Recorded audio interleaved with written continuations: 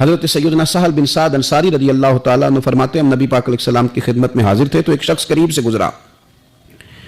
تو حضور نے اپنے پاس بیٹھے ہوئے ایک شخص سے فرمایا اس کے بارے میں تیرا کیا خیال ہے؟ تو اس نے عرض کی حضور یہ بڑا لوگوں میں معزز آدمی ہے، بڑا اس کا اکرام ہے، ہوتے ہیں نا لوگ سیاسی ہیں، سماجی ہیں، بڑی اتھارٹی رکھتے ہیں، بڑے سردار ہیں، بڑے چودھری، حضور اس کا بڑا مقام ہے۔ اس نے دلیل دی کہ یا رسول اللہ اگر یہ کسی جگہ پیغام نکاح بھیجے گا تو اس کو رشتہ دے دیا جائے گا،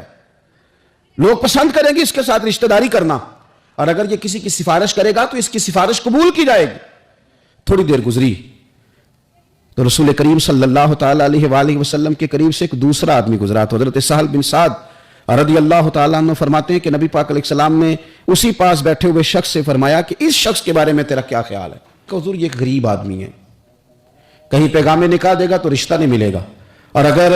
کسی کی سفارش کرے گا تو قبول نہیں کی جائے گی۔